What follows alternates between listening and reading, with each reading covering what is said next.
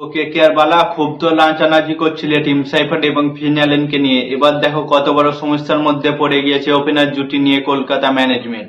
কাকে দিয়ে ওপেনার করাবে তাই নিয়ে বড় মুশকিলে পড়ে গেছে। কারণ দুটো ওভারসিজ প্লেয়ার, বিদেশি প্লেয়ার ওপেনার করাতে পারবে না 2026 আইপিএলে কেকেআর, তার জন্য এটা বড় সমস্যার কারণ হয়ে গেছে। তো কাকে দিয়ে ওপেনার করাবে সেইটা একটা বড় সমস্যার কারণ কলকাতা।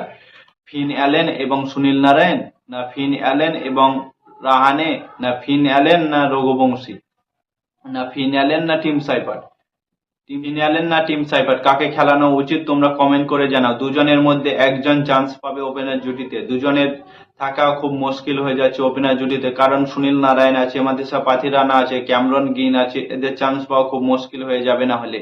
তো আমার মনে হয় ফিন অ্যালেন এবং আঙ্কিশ রঘুবংশী অথবা রাহানে দুজনের মধ্যে একজন ওপেনিং করতে দেখা যাবে। আমার মনে হয় ফিন অ্যালেন এবং রাহানে 2026 আইপিএল এর প্রথম ম্যাচে ওপেনিং করবে, কারণ তাদের পোস্ট হিসাবে যা বোঝা যাচ্ছে। কিন্তু সব থেকে বেস্ট হতো ফিন অ্যালেন এবং টিম সাইফার্ট ওপেনিং করতে এলে। আরো উপায় আছে, টিম সাইফার্ট এবং তেজস্বী সিং আছে, এরা দুজন ওপেনিং করতে পারে, অথবা টিম সাইফার্ট এবং সুনীল নারায়ণ এদের দুজনকে ওপেনার করা উচিত। ফিন অ্যালেন এবং রাহানে এরা দুজন ওপেনিং করবে ক্যাপ্টেন। রাহানে খুব ভালো ওপেনিং করতে পারবে, কিন্তু যদি স্পিন ভরে দেয় সেই মুহূর্তে প্রবলেম হতে পারে। কিন্তু সেই দিক থেকে ফিন অ্যালেন আছে, দুজনের মধ্যে একজন যদি টিকে যায় তো 250+ রান কোনো অসম্ভব ব্যাপার না। চেজের দিক থেকে একটু প্রবলেম হতে পারে, কিন্তু ফিন অ্যালেন এবং টিম সাইফার্টকে যদি খেলায় তো এরা দুজনে চেজ করতে খুব ভালোবাসে এবং খুব সুন্দরভাবে ওরা চেজ করে দেয় 200 রান। 2026 আইপিএল এ আশা করি 300 রান হয়ে যাবে এবং কেকেআর সেটা করে দেখাতে পারলে একটু আমাদের মনে খুশি আসবে, কারণ আমরা কেকেআর ফ্যান। কেকেআর এর সব থেকে বড় প্রবলেম হতে পারে এই ওপেনার জুটি নিয়ে।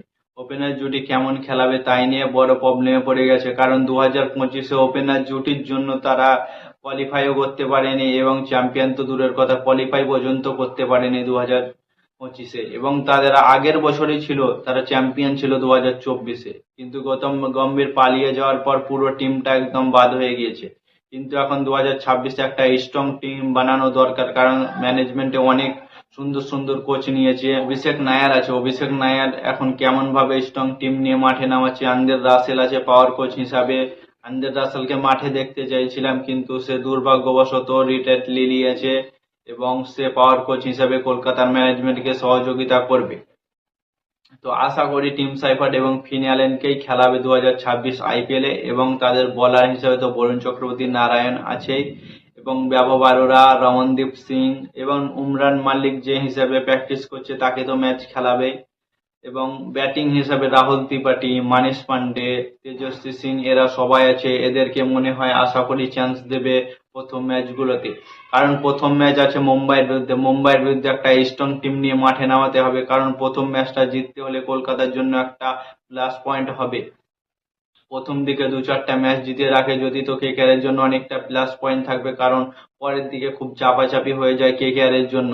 কেকেআর টেনশন নিয়ে কোনোদিন ম্যাচ জিততে পারে না, তার জন্য কেকেআর কে প্রথমে 2-4টে ম্যাচ জিতে প্লাস পয়েন্টে রাখতে হবে। আমার মনে হয় কলকাতা এবার কোয়ালিফাই তো করবে এবং ফাইনালে পর্যন্ত যাবে। এবং তোমাদের কি মতামত, কলকাতা কি এবার 2026-এ চ্যাম্পিয়ন হতে পারে? কমেন্ট করে জানাও। আর নতুন কোনো আইপিএল ভিডিও পেতে চ্যানেলটাকে সাবস্ক্রাইব করো। ততক্ষণের জন্য টাটা, বাই বাই, জয় হিন্দ।